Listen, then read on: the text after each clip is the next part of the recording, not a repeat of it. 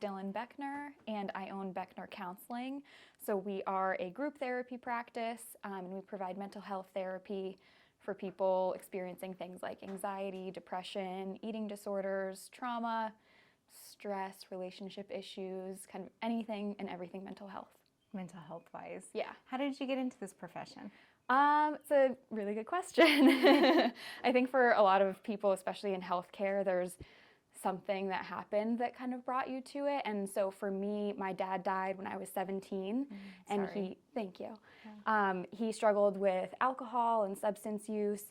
So when he did pass, obviously I was pretty young, and the social worker at my high school was a huge support system for me. And so just being able to talk to her was really great, and to have an outlet outside of just like my family and my friends. And so when I went on to college, I really decided like I wanted to be that same kind of person for other people. So my niche moved around a little bit with what kind of population I wanted to work with, but that was how I got started. Oh, that's amazing. It's an inspirational story to come from such a tragedy and turn it into something positive. Where did you go to school? So I'm originally from Massachusetts, so I went to Bridgewater State University, and then different from the one that's in Maryland, and then Simmons College for grad school. Oh, nice. Yeah. And how, tell me about your business now. Yeah, so we started in 2020, right in the middle of COVID. Yes, so there's a huge need for therapists. Exactly. So for me, it worked out pretty well because there really weren't that many like therapists that had availability. So I was able to take on clients who were on like wait lists for a lot of other places, and just be able to be open. So started in 2020, and then from there just kind of kept growing. Were you by yourself when you started? You started solo practice? Yep, started solo practice. And then once I found out that I was pregnant with my daughter, I decided that I might want to expand a little bit so that I had someone to kind of take over while I was out. And that was when I brought on my first contractor, and her name is Amy, and she's fabulous. Shout out to Amy. Yeah, shout out to Amy, who is now on maternity leave. Yeah. But then after her, I brought Erica on, and then found out that I was pregnant with my son. And then shortly after that, I added Matthew. So we also have a male therapist, which is fantastic too. Yeah, great. So you can have kind of both people, different people for different needs, right? Exactly, yeah. And having a different perspective is so helpful. And sometimes men especially want to see a male therapist instead of a female. I could see that. Yeah, and of course females do too sometimes. They're open to it. So it's just really nice to be able to offer that, because the male therapists are not as common to find. Yes, for sure. Yeah. Tell me a little bit about what it was like starting that practice on your own in 2020. Like, what were the challenges there? Yeah, I really didn't know what I was doing. It was hard because, in school for social work, they don't teach you how to open a business. I don't think really there are many schools when you're going to be a therapist that teach you what it's like to open up your own practice. So I had to kind of figure it out. Luckily, my sister knew how to create a business and open one. It was partially like what she did for work, which was really great. And then she helped me do that, create like a business EIN number and those sorts of things. And then from there, my mom helped me design my logo, so that was really helpful. And then just finding office space and all of those things. And so you got the whole family involved. I really did. Yeah, it was great. I had a lot of help. Yeah, it's surprising that they don't teach a little bit of those business classes with the psychology of it, because I feel like the two go hand in hand, right? They definitely do. And there are a lot of people out there who I think wish that was something that was taught in a lot of our graduate classes. I haven't heard of any programs that get into that. So you do sort of have to read some books on it or talk to people who have been through it before and figure it out. Yeah, because you've got to get your systems in place for your patient portal and all of those things, right? Right, yeah, and there's so many different portals that you can use, and which one is best and which one is most cost effective, and there's just a lot of different things to consider. Were you able to pull from the community to kind of find people that have been through what you have been through for support? Yeah, there were some people that I was able to talk to and kind of figure out okay, what was it that worked for them? Do I want to kind of follow that same thing? Do I want to see if there are other options out there? But it was definitely like a really great starting point to figure out like where I wanted to go and what different programs and things were out there, because like I came from working in a hospital, so all of that stuff was already created and in place for me. So just being able to look at what other things were out there was really helpful. Yeah, and figuring all that out on your own is huge. Right, yeah, exactly. It took a lot of time. What are you doing these days for marketing and advertising to get people in the door? Yeah, so I'm part of the Loudoun County Chamber of Commerce, and that's like one of the biggest ways I think that I'm able to like market and really network and meet people. Like I just went to one of the young professionals events, which was pretty cool yesterday. But also we use a website called Psychology Today, which is a really great way to search for therapists in your area, or to find a therapist who works with people experiencing or works with people who treat what it is that you might be experiencing. So that's a really great way that we market too. But I would say those are probably the two biggest ways. Two biggest ones. Mm-hmm. Yeah. Yeah. Do you find more people are coming in these days versus the Zoom days, or do you feel like a lot of people are still, that's working for them because it's more convenient? Yeah, absolutely. So many people want in-person sessions now, which I love. Virtual is great and it's super convenient and the flexibility is awesome, but in-person just feels nice, especially after COVID, to be able to like have some of that again. But I think, like 90% of the inquiries we get are looking for in-person. Mm-hmm. Do you feel like you can get a better read on people when it's face-to-face? For sure. Yeah, being able to like read someone's body language. And I think sessions generally just move a little bit more fluid, even when you're over a computer, unless it's like the right person who's super comfortable in front of the camera and doesn't have any issues. Sessions just move so much faster online, and I think sometimes we get to the end of it and it's like, okay, well I think that's all we have for today. Where in person is up. In person we could go for much longer than 45 minutes or an hour. Right. Yeah. Yeah. What do you find most rewarding about what you do? So like I work a lot with people with eating disorders, and so any improvement there is huge, because like it really is a deadly mental illness. Sure. So anyone who is able to like work towards recovery and see improvement in their body image and repair their relationship with food is so important, and it's such a beautiful thing to watch. And outside of that too, though, really like any mental health symptom. I work a lot with people experiencing like sexual abuse or have some sort of trauma. And as difficult as it is to hear, it's so rewarding to watch them go through the process and feel so much better afterwards. Same with anxiety, depression, like each thing is so beautiful to watch someone walk in the door one way and then be able to leave like a few months later or however long it is and just feeling better and like functioning so much better in their life too. And it's probably different for each person, right? Mm-hmm. Yeah, like progress can look so different for so many different people. Right. It really just depends on like what they came in with, and it can be such small, like little things that are a lot of progress though. Like just being able to, go to school without anxiety or take meetings and feel a lot more confident talking to coworkers. And then, of course, some of the like larger things too, of being able to leave a job and find something new, or repair their relationship with their family or anything like that. Yeah. Do you feel like you can kind of overhelp them with their triggers, the things that trigger them from being able to do those things? For sure. Yeah, like I always talk to people about how triggers aren't something that you want to completely and totally avoid, right? Like some things are unavoidable.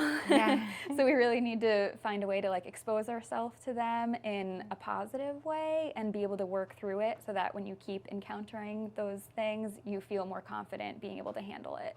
Yeah. And like give them the coping skills and things for when stuff does feel really hard. So recognizing what the trigger is and then kind of working through it. Yeah, because triggers kind of don't stop sometimes, right? Exactly. Yeah, and depending on like what the trigger is, again, like for my clients with eating disorders, food, like it's unavoidable. It's a social thing. It's something that we need to have. So finding a way to be able to handle that and work through it is really important. Yeah. Yeah. When you talk about eating disorders, I feel like there's often a misconception that it goes just in one way. Often people that are restricting eating for whatever the reason may be. Do you feel like it goes in the opposite way too, that people kind of use it for comfort and in different ways? Yeah, it definitely can be. Like, food can be seen as sort of like an emotional thing, right? We can turn to it to help our emotions in a way, or help. Helping quotations, yeah. Yeah, exactly. But then, so with that, whether it's like disordered eating or like a diagnosable eating disorder, you still want to be able to work through that. And there are definitely people I work with who deal with things like binge eating disorder. But even then, with binge eating, like there can still be an aspect of restriction with it. So that's something that we talk a lot about too. And do you mostly treat adults, or do you do pediatrics as well? Yeah, I love working with adolescents. They're like my favorite. Yeah, because they're moldable. They are, yeah, and they're just fun. Like I remember being that age, and I know how hard it could be too, like that high school time frame, and you're just going through so much at that time. But also like helping the parents understand what it is that they might be going through, and trying to help guide parents too to make recovery as successful as possible for their kids. Eating disorder or not, it might be like with anxiety too. So I love working with adolescents, but I definitely see kids and adults too. Yeah, a little bit of everything. I'm sure it's on a case-by-case basis, but do you offer, when you're talking about the parents working on themselves too, is that kind of part of the all-encompassing mental health to help the teenagers and the young kids, is to have their parents be doing some work as well? For sure, yeah. So we'll do kind of like parent coaching in a way, and trying to help parents so that when they're home, they have some tips and tricks and things that they can do to help their child with whatever it is. But also too, we'll make recommendations for parents to see their own therapist if it feels like they have something going on that could be impacting the child, but also just impacting them. And we want everyone to be as well as possible. Yeah, because it's a whole trickle-down effect, right? For sure, yeah. And I think too, like when you have one person in a family who's in therapy and they're making progress, sometimes like other people can benefit from making that progress too. So if we can get more people involved with it, even if it's not incredibly frequently, there's still a lot of benefit to that. Yeah, for sure. What challenges are you seeing in the therapy world right now? That's a good question. It can be business-wise or even regulations when it comes to treatments. Yeah, I think anything like that going on? I think the biggest issue, and probably a lot of other people in like the healthcare industry would agree with this, is just insurance. Like I don't accept insurance because it's a hassle. The reimbursement is low, and it's so unfortunate because I would love to. And when I first started, I did take insurance, and it was great. But then, I had a wait list of like 70 people, and and like that's great for business, but it's also overwhelming as a provider to be like, oh my gosh, there's this many people, and I can't help everybody. I just don't have the time. So insurance is for sure a huge barrier. Yeah, it's unfortunate. I know our insurance doesn't cover therapy either. It's an unfortunate gap, I feel like, in the insurance industry, because people often don't have the funds to pay out of pocket and need the help. Right, absolutely. So if someone comes to me and they say, like, I really need to use my insurance benefits, I'll always send over people that I know do take insurance, because it's so frustrating as just someone looking for a therapist to reach out and no one has availability, or someone doesn't take insurance and you're overwhelmed and you're frustrated and you need help.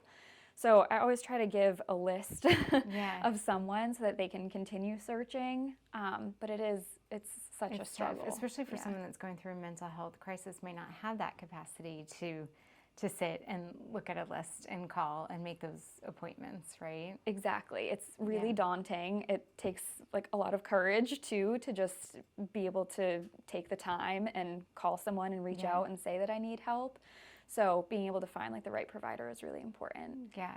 So do you find, I'm sure by the time people come to you that they're already willing to do the work, but do you feel like people have a hard time admitting still, as much talk as there's been about mental health and the importance of it, do you still feel like it's hard to get people to admit they need help?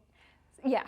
Yes. It can definitely be that way. Like, I always think about like the different stages of change, which is something that like we learn in school and I'll bring up with clients sometimes. And so there's like a pre-contemplation stage where someone might be thinking like, okay, maybe I need to change this.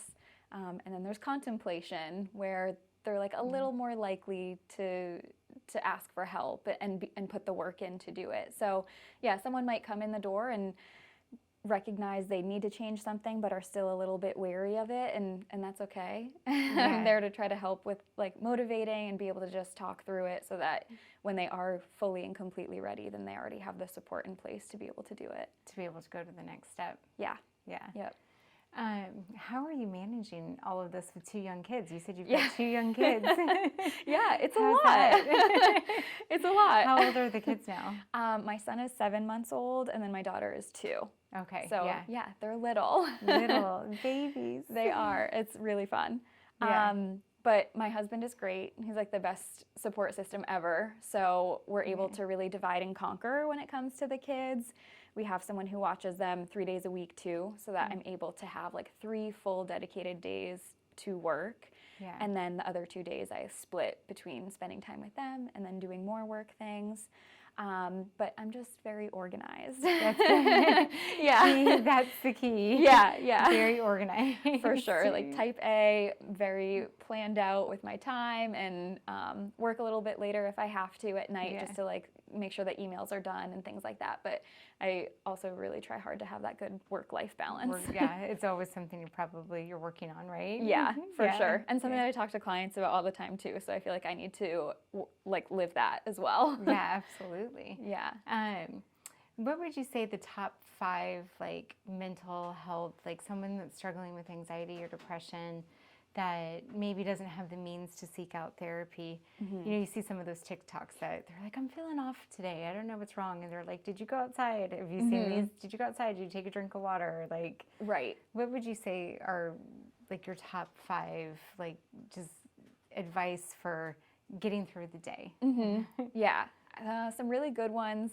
I mean, I'm a foodie. I love food. Obviously, working with the population that I work with, food is really important. So making sure that you're eating a balanced diet, whatever that is. And then putting good things into your body. Yeah, good things into your body, and good things really mean anything. Like salad is great, but McDonald's is also okay. It's just finding that balance. You know, you're not going to have McDonald's every single day for the rest of your life, but if you have it once, you know, cool, that's great. So that would be one thing. Exercise is another one, and exercise could be as simple as just walking. Yeah. Exercise is my mental sanity. Yeah, so I get for that. sure. Yeah, like I love to lift, and so I'll like go out in my garage in the morning and lift weights for like 45 minutes, and then I feel ready for the day. So that would be another thing. Meditation is huge, and there's so many apps out there now and YouTube videos and things that can be really helpful. Like Insight Timer is an app that you can get pretty much anywhere. And they have really great meditations anywhere from like 30 seconds to And that's just an taking hour. a few minutes to kind of center yourself. Yeah, focus on your breathing. Pay attention to what your body's telling you, and then go from there. So that would be another thing. I think like reaching out to family and friends and just having something social, even if it's a few text messages or a phone call, can be incredibly important. And then I guess the 5th one, kind of going off of like the meditation, would be just checking in with your body. And I call it like a body scan, like going from head to toe, paying attention to how your body feels, and doing whatever your body might need. If it means movement or if it means something else, like just figuring out what it is that it needs. I haven't done that in a long time, but I do remember, you know, closing your eyes, having that mental checklist of like, okay, brain, shoulders, elbows, and just going down. Yeah. Right? Especially because when you do that, you can realize like how much tension you might have. Like maybe you're keeping your shoulders up really high, and and then I just, am right now. Right. And just being able to like relax them really does wonders. And it's like, oh wow, I really was super tense. Yes, I was really feeling that. Yeah. Right. What advice would you have for somebody, you know, maybe graduating from college that wants to get into this field? You know, maybe start their own practice, maybe go to work at another practice. What advice would you have for them? Good question. I think it would maybe be a little bit of a cliche, but to say like never say never. I said I was never going to own my own business. I said I was never going to have contractors.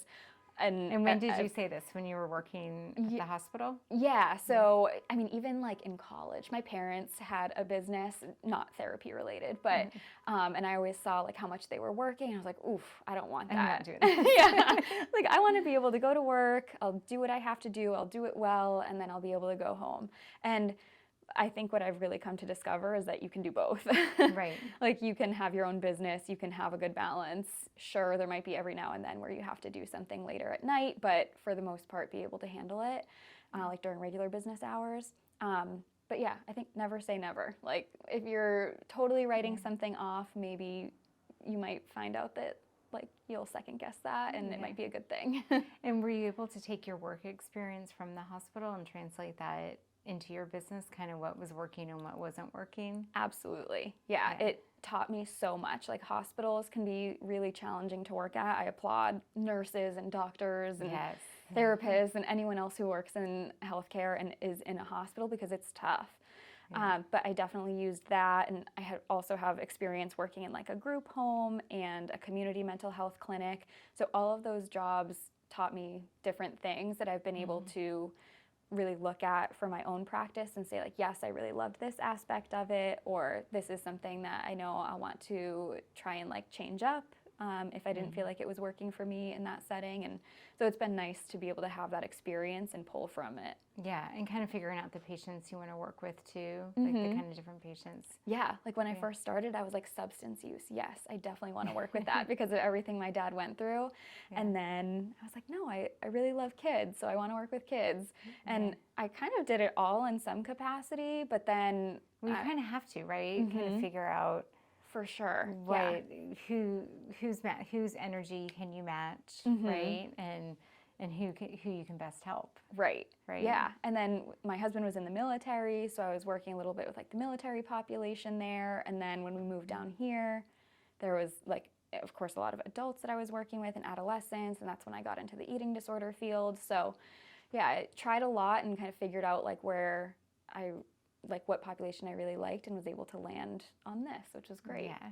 And you seem so happy in what you're doing, and it seems to be rewarding and fulfilling you. For sure. Yeah. It's been such a great experience and very rewarding to see the clients that I work with making progress and just being able to be a provider in the community. So that even if someone doesn't work with me and they have questions, like I still want to be that person that people can reach out to. It's That's not nice. just about business. Because some people don't. Some people are like, make an appointment. Right. And Exactly. I'll see you in the office. Yeah. For sure. Yeah. Like even like I said, if people are looking for someone with who takes insurance, like I still want to be able to help in some capacity, even if it's just giving more referrals or something. So yeah, which is so nice, and I'm sure the other professionals appreciate that as well. Right. Yeah. It's nice to be able to do those networking things too and meet other people who are in the field so that we can all really like collaborate and work together. That's one thing that I think is really important, and I hate the like scarcity mindset of like... What is the scarcity mindset? So that would be like, oh, there's not enough clients to go around,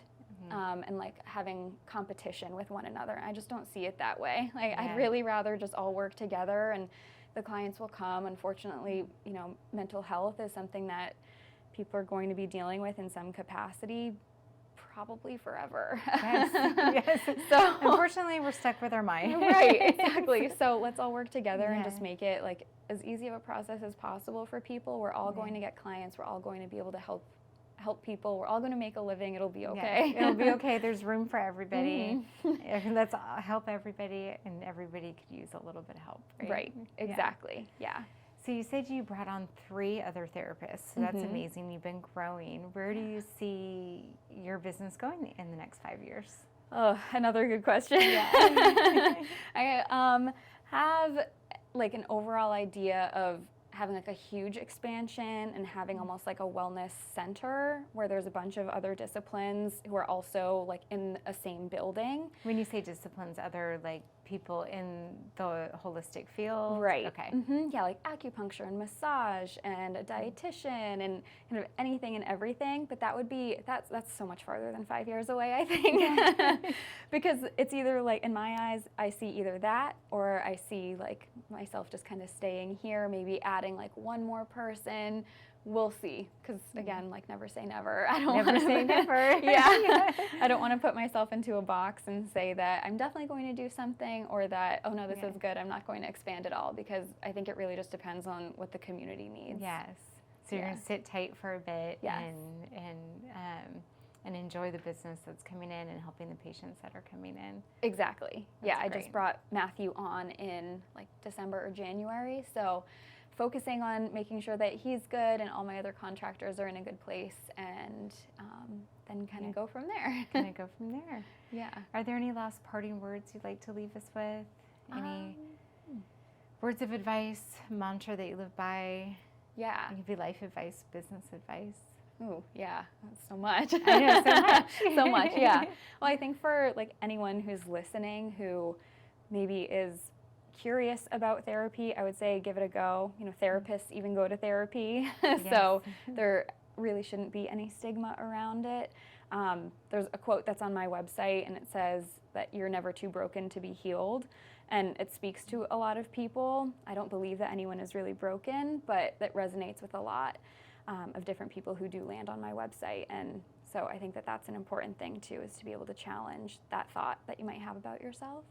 And then business advice, I think just like networking has been really hard for me, because it wasn't something that I really knew how to do, but it's been so important with the growth of my business and being able to meet other people, whether they're in the health and wellness industry or not, and just be able to put faces to names and see people out in public that I never would have known before, and that's been really cool. And putting your face out there too, Yeah. right? Right. I met her a couple months ago at a networking thing. You never know when something will come full circle, right? Exactly. Yeah, and things just spread by word of mouth pretty quickly, and so it's nice to be able to like have your face out there, and that way, even if someone who's a real estate agent knows someone who's looking for a therapist, and they're like, oh, well, I met this person, and you know, this is their card. And there you go. Yeah.